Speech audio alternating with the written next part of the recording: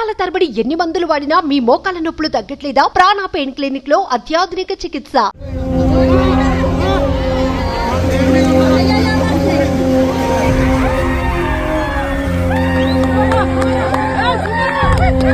మొత్తం 4 రూమ్స్లలో 3 రూమ్స్ కూలిపోయినాయి. ఒకే ఒక రూమ్ మీద ఉన్నాం మేము. దాదాపు ఒక 4.5 అవర్స్ దాకా ఒకే రూమ్ మీద ఉన్నాం మేము.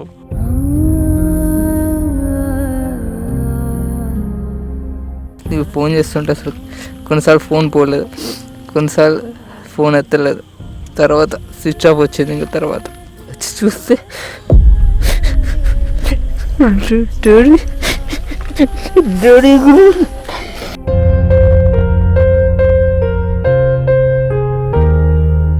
డాడీ అప్పుడు ఒకవేళ పడితే ఆ చెట్టుని పట్టుకోరా అని చూపించిండు కొన్ని చెట్లని. ఇద్దరం అసలు మమ్మీ ఎడిపోయిందో కూడా తెలియదు ఫ్లోలో.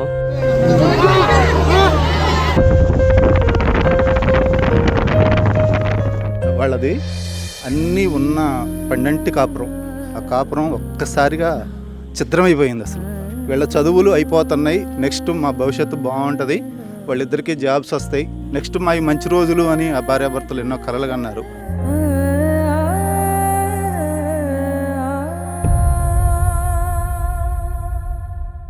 ప్రస్తుతం ఎక్కడైతే కుసుమంచి మండలంలోని గూడెం వద్ద జరిగినటువంటి ప్రమాదం, అంటే ఒకసారిగా పాలేరుకు సంబంధించినటువంటి రిజర్వాయర్ ఓవర్ఫ్లో అవడం వల్ల ఒక కుటుంబం ఆ వరద నీటిలో చిక్కుకుపోయింది. దాదాపు 8 గంటల పాటు అరచేతిలో ప్రాణాలను పెట్టుకొని బిక్కుబిక్కుమంటూ కాలం వెళ్ళదీసినటువంటి పరిస్థితి. కానీ దురదృష్టవశాత్తు తల్లి తండ్రిని ఇద్దరిని కోల్పోవడం జరిగింది. కానీ అందులో కొంత అదృష్టవశాత్తు మన ముందున్నటువంటి షరీఫ్ ప్రాణాలతో బయటపడ్డాడు. నిజంగా తల్లిదండ్రులు కళ్ళ ముందే కొట్టుకుపోవడం అనేది ఎవ్వరికి కూడా జీవితంలో అలాంటి బాధాకరమైన సంఘటన రాకూడదు.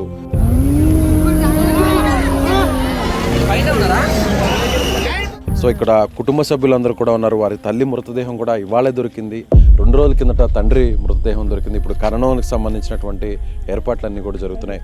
కుటుంబ సభ్యులందరూ కూడా ఆ ఇద్దరు కుటుంబాలకి, షరీఫ్ వారి సోదరుడు కూడా బెంగళూరులో చదువుతున్నాడు, షరీఫ్ కూడా చదువుతున్నాడు. కానీ అనారోగ్యంగా ఉండడం వల్ల 2 రోజుల కిందటే ఇంటికి వచ్చాడు. అసలు ఏం జరిగింది? కానీ ఈ టైంలో షరీఫ్ని మనం మాట్లాడించే ప్రయత్నం చేయాలన్నా కూడా కొంత ఇబ్బందిగా ఉంది. కానీ ప్రభుత్వం వైపు నుంచి ఏం జరిగిందనే విషయాన్ని కానీ ఓపెన్గా చెప్పగలిగితే ప్రభుత్వం కూడా పూర్తిగా సహకారం అందించాలని మనం కూడా సుమన్ టీవీ తరఫున కోరుకుంటున్నాం. ఒకసారి మాట్లాడించేటువంటి ప్రయత్నం చేద్దాం.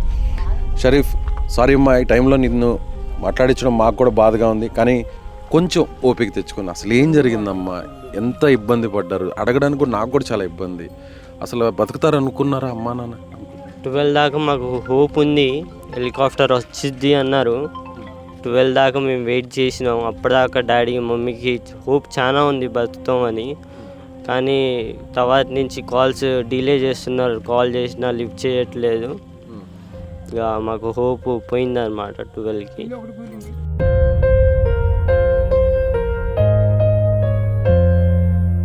మామూలుగా మీరు ఇంట్లో పడుకో ఉన్నారా? మీకు ఎన్ని గంటలకి ఫ్లడ్ వస్తుందని మీకు తెలిసింది? అసలు ఏం జరిగింది కొంచెం వివరించగలవా? మాకు ఎవరు ఇన్ఫర్మేషన్ అయితే ఇవ్వలేదు ఇంతగానో వస్తుందని. అరౌండ్ 5:30కి మేము బయట చూసినప్పుడు రోడ్డు మీదకి నీళ్ళు వచ్చేసినాయి. అప్పటికే మేము బయటికి వెళ్దామని బ్యాగ్ సర్దుకున్నాం ఉదయం 5:30కి.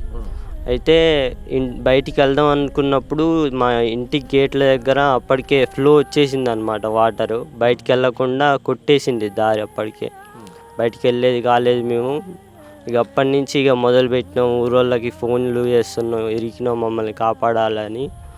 అప్పటి నుంచి 7 దాకా ఫోన్లు చేస్తూనే ఉన్నాం, కిందే ఉన్నాం. అప్పటిని ఫ్లో సడన్గా పెరిగినాయి అనమాట. ఫ్లో పెరిగినప్పుడు మేము ఇక ఇల్లు ఎక్కుదాం అనుకున్నాం. ఇల్లు ఎక్కినాం, మమ్మీ, నేను, డాడీ 3 మొబైల్ తీసుకొని నాయి డాడీ ఇక అందరికి ఫోన్లు చేసి వెయిట్ చేస్తూ ఉన్నాం మేము, ఎవరన్నా వస్తారా అని హెల్ప్కి. 5 గంటలకి ఫ్లడ్ వచ్చింది అంటున్నారు. మీరు బిల్డింగ్ పైకి, అంటే ఇంటి పైకి ఎన్ని గంటలకు ఎక్కారు మీరు? అరౌండ్ 7:30, 8కి. 8 నుంచి మీరు కాల్స్ చేస్తూ ఉన్నారు? కాల్స్ చేస్తూనే ఉన్నాం. అప్పుడు మీకు లైఫ్ జాకెట్స్ డ్రోన్ ద్వారా పంపించారు. ఎన్నింటికి పంపించారు? 12, 11:30, 12 అయింది. ఆ తర్వాత జాకెట్స్ వేసుకున్నారా?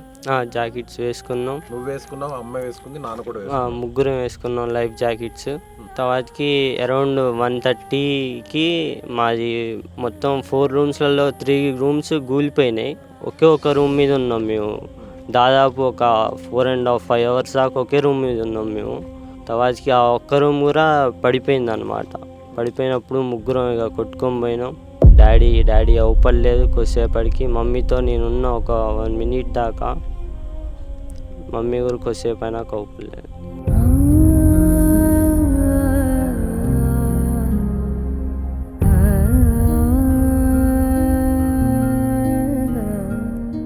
అంటే అమ్మ నీతో పాటే ఉన్నిందా కొద్దిసేపు కూడా? కొద్దిసేపు ధైర్యం చెప్పావా? నువ్వేమన్నా అమ్మకి ధైర్యం చెప్పావా? అమ్మ కూడా నీకేమన్నా ధైర్యం చెప్పింది? డాడీ అవుపడపోయి మమ్మీ డాడీని చూడరా అన్నది. నేను డాడీ అని మొత్తుకున్నా ఒక 2-3 సార్లు. డాడీ రిప్లై రాలేదు వీటి నుంచి. ఫ్లో ఎంత ఎక్కువగా ఉన్నిందమ్మా? అంటే అమ్మ పక్కనే ఉన్నింది కదా, పట్టుకోలేకపోయావు అమ్మని? లేదు, పట్టుకోలేనంత ఫ్లో ఉంది. ఫ్లో చాలా ఎక్కువ ఉన్నాయి కదా, మరి పైన నీటి పైన తేలుతారు కదా? తేలాము.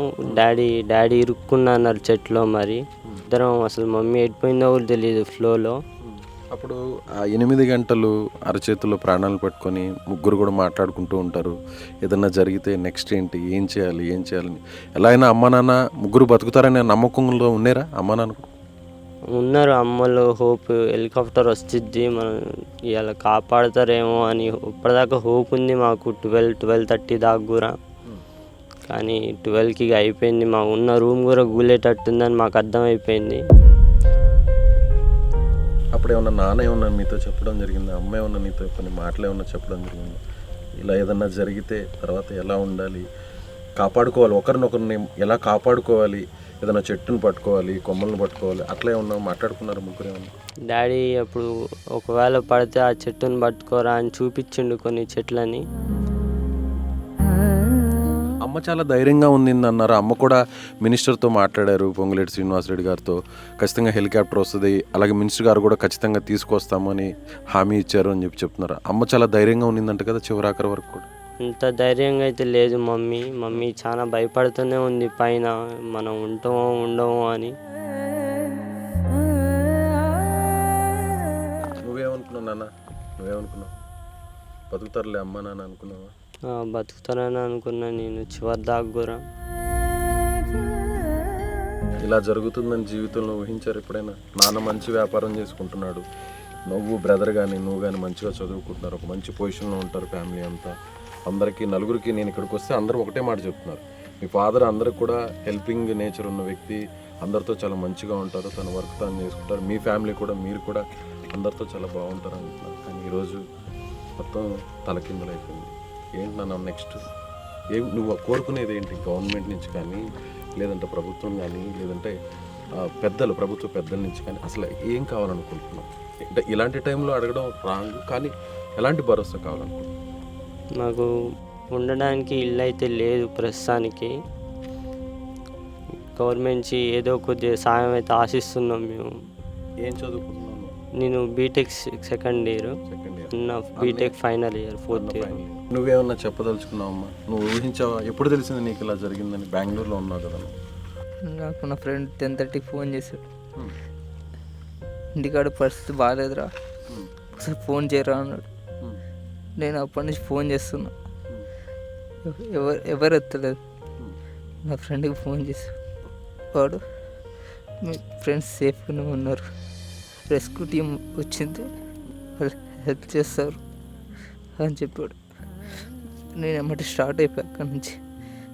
అప్పటి నుంచి అందరికి ఫోన్ చేస్తే నాకు తెలిసిన వాళ్ళు మా ఫ్రెండ్స్ అందరికి, వాళ్ళు అందరు సేఫ్గానే ఉన్నారు అని చెప్పాడు. ఆ టైంలో అమ్మ నాన్న దగ్గర ఫోన్ ఉంది కదా, మొబైల్ ఉంది కదా, నువ్వేమన్నా మాట్లాడావా అమ్మ నాన్నకి? లేదు, నాకు నేను ఫోన్ చేస్తుంటే అసలు కొన్నిసార్లు ఫోన్ పోలేదు, కొన్నిసార్లు ఫోన్ ఎత్తలేదు, తర్వాత స్విచ్ ఆఫ్ వచ్చింది. ఇంకా తర్వాత నేను మా ఫ్రెండ్కి ఫోన్ చేసి సేఫ్ చేశారు, మంచిగా ఉన్నారని చెప్పి, తర్వాత నేను సేఫ్గానే ఉన్నారు అనుకున్నా. నేను మార్నింగ్ ఇక్కడికి 8 కల్లా రీచ్ అయ్యా. చూస్తే డాడీ డాడీ ధైర్యంగా ఉండాలమ్మా, ధైర్యంగా ఉండాలన్న. పెద్దవాడు నువ్వే, తమ్ముడికి నువ్వు సపోర్టింగ్గా ఉండాలి. నువ్వు ఒక్కసారిగా నిన్ను తాళ్లతో కాపాడారు కదా, అప్పుడు కొట్టుకుపోతున్నప్పుడు నువ్వన్నా సేఫ్ అవుతావు అని అనుకున్నావు అప్పుడు?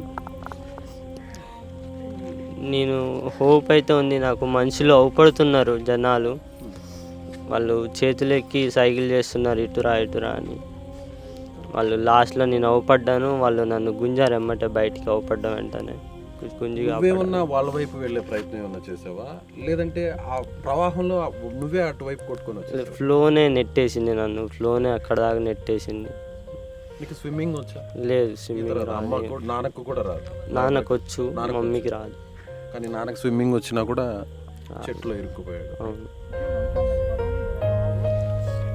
నిజంగా చాలా బాధాకరం. షరీఫ్ వాళ్ళ సోదరుడు ఇద్దరు కూడా అన్నదమ్ములే మిగిలారు చివరికి. చిన్నప్పటి నుంచి అమ్మా నాన్న ఇద్దరిని ఒక మంచి ప్రయోజకులను చేసి వారి భవిష్యత్తుకు బంగారు బాటలు వేయాలని ఒక్కొక్క మెట్టు ఎక్కుతూ ఒక్కొక్క రాయిని పేర్చుకుంటూ మంచిగా వ్యాపారం చేసుకుంటూ వచ్చారు. మరికొన్ని సంవత్సరాల్లో ఇద్దరు కూడా ఒక మంచి ఉద్యోగాల్లో సెటిల్ అవుతారు.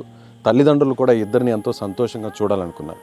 కానీ విధి ఒక్కసారిగా మొత్తం జీవితాన్ని అంతా తలకిందులు చేసింది. ఇద్దరు మాట్లాడుతుంటే, షరీఫ్ మాట్లాడుతుంటే ఒకవైపు ఒక బాధ కలుగుతుంది.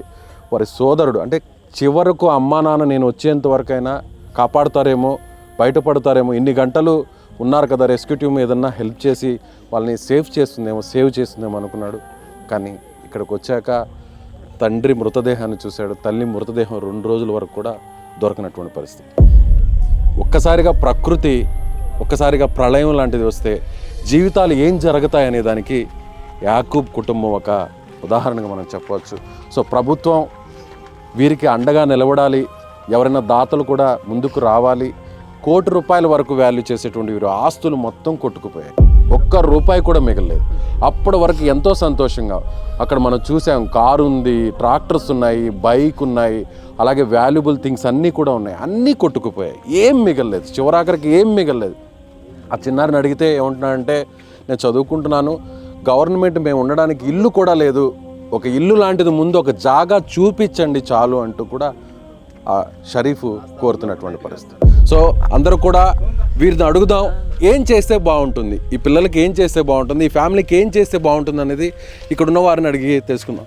ఇప్పుడు వాళ్ళు అది పట్టాపొలం అండి, అయినా కానీ అక్కడ ఉండటానికి ఎలాంటి కన్వీనియంట్ లేదు. ఎందుకంటే ఆ సింహం మళ్ళీ ఎప్పుడు వచ్చి మీద పడి మింగిద్దో తెలియదు. ఇంకొకటి ఆ ఫ్లడ్ వల్ల బాగా ఒక 10 అడుగుల లోతు వరకు గుంటపడిపోయింది. వాళ్ళకి పక్కా ఇల్లు నిర్మాణం లాంటిది ఏదైనా చేసి ఇద్దరు పిల్లలకి తర్వాత ఇద్దరు ఇంకొకటి ఏంటంటే పెద్ద బాబుది ఈ సంవత్సరంతో ఫైనల్ ఇయర్ అయిపోద్ది, చిన్న అబ్బాయిది ఇంకా 3 సంవత్సరాలు కంటిన్యూ చేయాలి చదువు. ఆ ఇద్దరికి చదువుకు సంబంధించిన పూర్తి భరోసా అనేది ప్రభుత్వం కల్పించాలి. నేడేవ్వాలి సార్. ఫస్ట్ అసలు ఎవరింటికి వాళ్ళది అన్నీ ఉన్న పండంటి కాపురం, ఆ కాపురం ఒక్కసారిగా ఛిద్రమైపోయింది. అసలు తల్లి తండ్రి వాళ్ళకి పంచప్రాణాలు, వీళ్ళని ఎంతో గారభంగా సాదుకున్నారు. వీళ్ళ చదువులు అయిపోతున్నాయి, నెక్స్ట్ మా భవిష్యత్తు బాగుంటుంది, వాళ్ళిద్దరికీ జాబ్స్ వస్తాయి. పెద్ద అబ్బాయి ఫస్ట్ ఉద్యోగం వచ్చింది, తర్వాత చిన్నాయన చదువు అయిపోద్ది, ఆయనకి ఉద్యోగం వచ్చింది, నెక్స్ట్ మా మంచి రోజులు అని ఆ భార్యాభర్తలు ఎన్నో కలలు కన్నారు.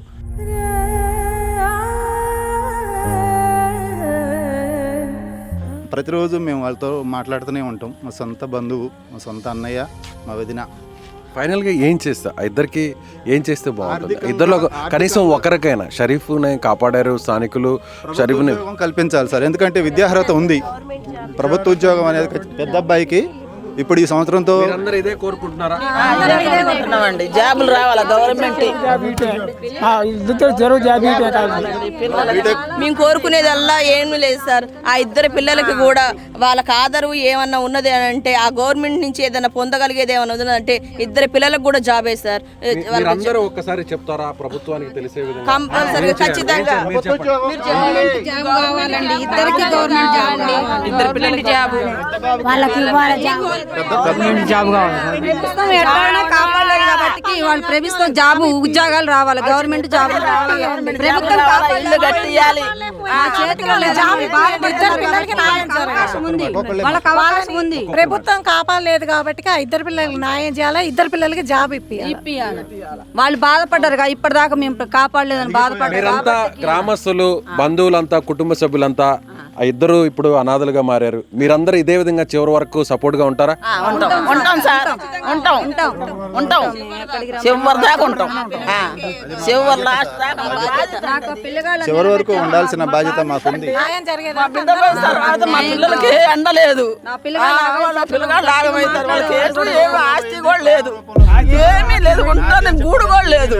కాబట్టి మీరు చేసే ప్రయత్నం చేసి వాళ్ళ జాబులు ఇప్పియాలండి. సో చూస్తున్నారు కదా వ్యూవర్స్, ఈ వీడియో చూస్తున్నటువంటి ప్రతి ఒక్కరు కూడా కింద వారి అకౌంట్ నెంబర్స్ని మెన్షన్ చేస్తాము, ఫోన్పే నెంబర్ని, గూగుల్ పే నెంబర్ని కూడా మెన్షన్ చేస్తాం.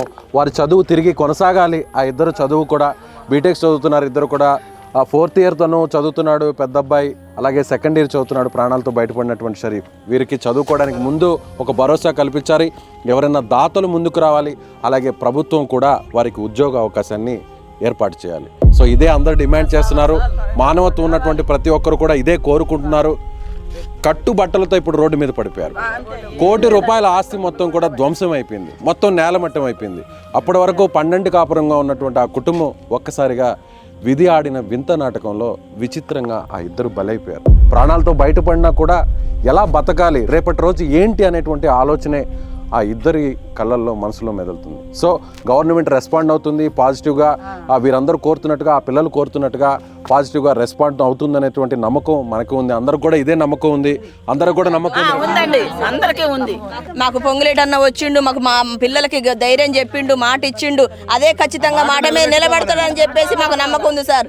ఆ పొంగులేటి అన్న ఈ పిల్లలకి ఉద్యోగం కనుక ఇస్తే ఆయన దేవుళ్ళలాగా తలుచుకుంటాం సార్. మేము ప్రాణాలు కోల్పోయినా కానీ, ఆర్థికంగా నష్టపోయినా, ప్రాణాలు కోల్పోయినా, ఇద్దరు పిల్లగాళ్ళకి కూడా ఆ పొంగిలేటి అన్న ఈ ప్రభుత్వంలో ఆ పిల్లలకి కనుక జాబ్ ఇస్తే ఇంతకు మించి మేము కోరుకునేది ఏమి లేదు సార్. ఆ పిల్లలు కోరుకునేదే మేము అది ఒకటి. చచ్చిపోయిన అమ్మాయి అర్ధగంట సేపు మాట్లాడింది పొంగిలేటి అన్నతో, మా బిడ్డ, మా పెద్ద బిడ్డ అర్ధగంట మాట్లాడింది. తండ్రి అంటే చనిపోయినటువంటి సైదాబి వారి తండ్రి వస్తుంది బండి అన్నాడు. మీరు ఇప్పుడు పంపించారు, కాకపోతే వాళ్ళకి వాతావరణం సహకరించలేదు. వాతావరణం సహకరించకపోయినా సరే వాళ్ళకి జాకెట్లు వచ్చినాయి, డ్రోన్ కెమెరాలతోటి పవర్ బ్యాంక్ పంపించారు. వాళ్ళు చేయగలిగేంత వరకు చేశారు. మాకు వాళ్ళు చివరి వరకు ఎంత చేయాలో అంత చేశారు. తాత అవ్వగా మీరు చెప్పండి, బిడ్డలుగా చెప్పండి, మీ మనవాళ్ళుగా చెప్పండి, మీరు ఎలాంటి సాయం ప్రభుత్వం నుంచి? వాళ్ళకి ఇద్దరు జాబ్ రావాలి, జాబ్ ఇవ్వాలి, గవర్నమెంట్ జాబ్, అలాగే చదువుకు సంబంధించినటువంటి ఆర్థిక అవసరం అనేది ఏమన్నా ఉంటే మీ దయ. వాళ్ళకి జాబులు, ఇల్లు నిలబెట్టండి. వాళ్ళు చెప్పుకునే పరిస్థితిలో కూడా లేరు. వాళ్ళకి ఇల్లు, ఇద్దరికి జాబులు. చనిపోయింది నా అక్క, నా సొంత అక్క. వాళ్ళకి ఏమీ లేదండి, వాళ్ళ అనాథలుగా మిగిలిపోయారు. ఆ పిల్లలు వాళ్ళకు ఉన్నదంతా అక్కడే పోయింది. వాళ్ళ అమ్మ నాన్నతో పాటు అన్నీ పోయినాయి. వాళ్ళకి ఇల్లు కావాలి, వాళ్ళకి ఒక గూడు కావాలి, వాళ్ళకంటూ వాళ్ళ కాళ్ళ మీద వాళ్ళు బతికే సాయం ప్రభుత్వం చెయ్యాలి. రైట్, ఇక్కడ అందరూ కోరుతున్నట్టుగా వీరిద్దరికి కూడా, షరీఫ్కి అలాగే యాకూబ్ కుటుంబానికి సంబంధించినటువంటి భరోసాని ప్రభుత్వం ఇవ్వాలి. ఖచ్చితంగా వారికి ఉద్యోగ అవకాశాన్ని, ప్రభుత్వ ఉద్యోగ అవకాశాన్ని కల్పించాలి. అలాగే కొంతమంది దాతలు కావచ్చు, లేదంటే ప్రభుత్వమే వారి విద్యకు సంబంధించినటువంటి ఖర్చునంతా కూడా భరించి వారి ప్రయోజనాలకు, అంటే కొంతన్న పోయినటువంటి తల్లిదండ్రులను తీసుకురాలేం, ఆ నష్టాన్ని పోర్చలేం, కానీ జీవితంలో ముందుకు వెళ్ళడానికి వారికి ఒక ఆధారాన్ని కల్పించాలని వారి తరపున కుటుంబ సభ్యులు, వారి సన్నిహితులందరూ కూడా కోరుతున్నారు. సుమన్ టీవీ కూడా అదే కోరుకుంటుంది. ముందు వీరికి సంబంధించి మీకు ఒక అకౌంట్ నెంబర్ డిస్ప్లే చేస్తున్నాం కింద, అలాగే ఫోన్పే, గూగుల్ పే నెంబర్ కూడా డిస్ప్లే చేస్తున్నాం. మీరు నేరుగా వీరికి సహకారం అందించాలంటే ₹1 కోటి వరకు నష్టపోయారు, ఏం మిగలేదు. కాబట్టి వారి చదువు కోసం కాస్తంత మీ వంతు సహాయంగా మేము సైతం అంటూ ముందుకు వచ్చి వారికి చేయాల్సినటువంటి సహాయాన్ని చేయాలని సుమన్ టీవీ మనస్ఫూర్తిగా కోరుకుంటుంది. కెమెరామెన్ సాయితో విజయ్, సుమన్ టీవీ, ఖమ్మం నుంచి.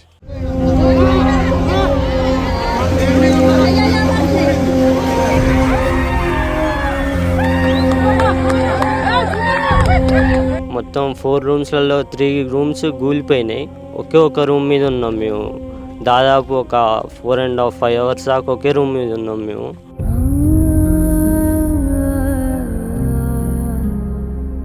నీకు ఫోన్ చేస్తుంటే అసలు కొన్నిసార్లు ఫోన్ పోలేదు, కొన్నిసార్లు ఫోన్ ఎత్తలేదు. తర్వాత స్విచ్ ఆఫ్ వచ్చింది. ఇంకా తర్వాత వచ్చి చూస్తే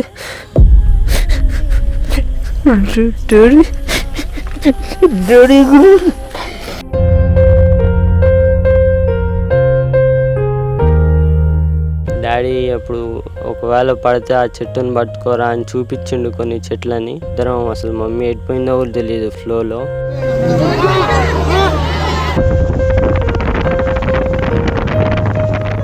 వాళ్ళది అన్నీ ఉన్న పండంటి కాపురం. ఆ కాపురం ఒక్కసారిగా చిత్రమైపోయింది అసలు.